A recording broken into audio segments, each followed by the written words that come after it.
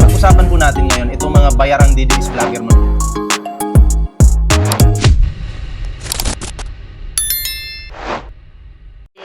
Suportado namin yung tatay nyo sa kulungan. Ay, naku po. Ayan. So, idugtong natin ito sa ating topic, mga pre, no? Idugtong natin ito. Ayan. So, about po ito sa kay Pangulong Bongbong Marcos. Ayan, ha? Grabe ito. Kasi, isa namang project ang binuksan ni Pangulong Bongbong Marcos. Malaking project, malaking proyekto, mga pre. At kung iniisip nyong maliit lang to, nako, pag narinig nyo yung detalye, mapapasabi kayo ng salamat, PBBM. Pero pag mga DDS, mapapasabi ng, ano ba to si PBBM? Nahigitan na talaga yung aming tatay! Diba? Wala na eh. Hindi pa nga, mag-apat na taon pa nga lang yung ating Pangulo, pero nahigitan na po si Digong. Diba? Nahigitan na po si Digong, mga pre. Katulad nito, may ipapakita ko sa inyo. Ewan ko kung nandito pa. Na-save ko ba yun? Wait lang.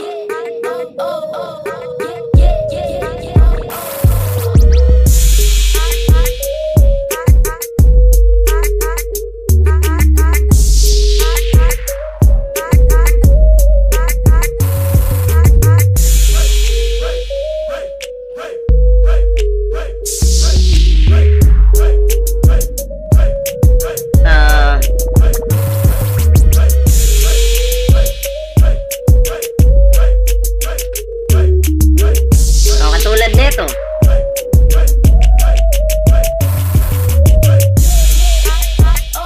Ito, papakita ko sa inyo, mga pre, katulad nito. Hindi pa, ito ha. Hindi pa po tapos si PBBM ha. Hindi pa po tapos yung Pangulo, pero tingnan niyo to. Sa 6 years na pamumuno ni Digong, ang nalinis niyan droga sa Pilipinas, 14.3 billion lang. Diba? 14.3 billion. Pero si PBBM, July 1, 2022 hanggang May 17, 43.8 billion na. Ano na tayo ngayon, November? Baka nadagdagan pa yan. Bakit? Ito kasi yung kaibahan ni PBBM at PBBM at nitong Duterte na to. Si Duterte, protector po ng mga drug lord. 'Di ba? Protector ng mga drug lord si Duterte. Imbes na ang nahuli nila ng droga, malaki, magugulat ka, lalabas sa media, kaunti na lang. Kaya sa panahon ni Digong, masayang-masaya yung mga adik. Masayang-masaya yung mga adik. Kasi marami silang nagagamit na pulburon. 'Di ba? Sabi pa nga nila, salamat, Tatay Digong. Salamat. Pero sa panahon ni PBBM, sinunog po lahat yung droga, 43.8 billion. Diba? Walang panama si Digong dito. 43.8 billion. Nung sinunog po ni PBBM yung mga droga, alam mo yung ginawa ng mga DDS? Galit na galit po sila sa Pangulo. Bakit?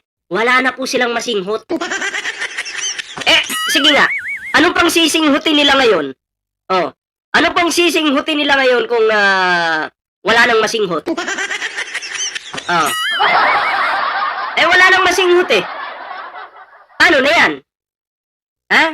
Sinunog. Kaya nanggigigil po sila sa Pangulo at pinapalabas daw ng adik yung Pangulo. Alam niyo kung adik yung Pangulo?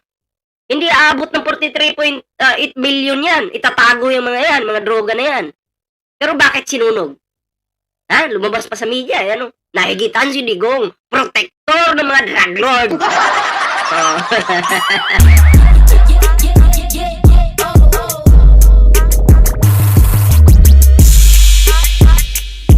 Ito. Tuloy natin to. Ayan Ngayong araw, opisyal nang binuksan ang tunnel number 5 at hindi lang, hindi lang basta tunnel to. Ito ang daan para mas malinis, mas stable at mas maasahang supply ng tubig para sa milyon-milyong Pilipino, 'di ba? Ito ang hindi alam ng marami. Ang Tunnel Number 5 project ay high impact infrastructure na matagal nang dapat matapos. Pero ngayon lang talaga nabigyan ng tulong, pondo at political will. Bakit sa panahon ni Digong hindi nangyari to? Sa panahon ni PBBM, di ba natapos yung proyekto? Sa pagbubukas nito, asahan nyo ang mas malinis na tubig, diretsong mula sa pinabuting water system.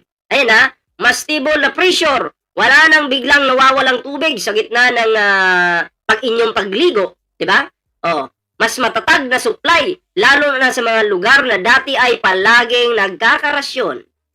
Diba? Isipin nyo to.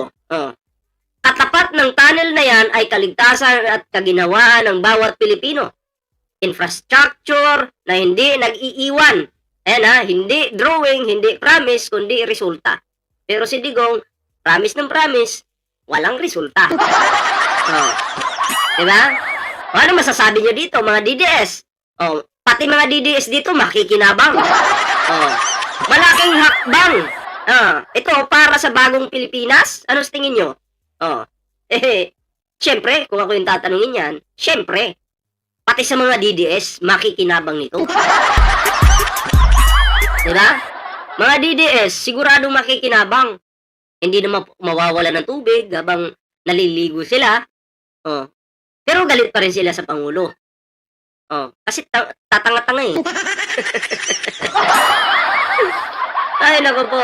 Yan yan yung kaibahan dyan ni Digong at PBBM. So, kayo, anong komento nyo dito? Anong reaction nyo? Ayan mag-iwan lang po ng komento dyan sa ating comment section. At syempre, bago po tayo magtapos sa ating live ngayon mga pre, huwag kalimutang mag-like, share, and subscribe. Ayan.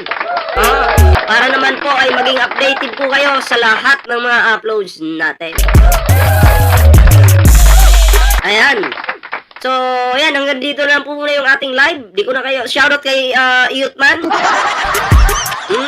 Hanggang dito lang muna yung ating live kay Ninita Umali, shoutout po, at Erwin Amos, at sa lahat po na nandito ngayon.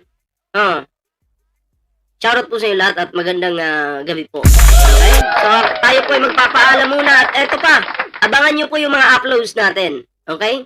Marami tayong DDS na papaiyakin. Araw-araw. Hindi makakatubulog ng matino yan. So, hanggang dito lang po muna ako magpapaalam muna. Paalam po muna. Pansamantala. Ayan.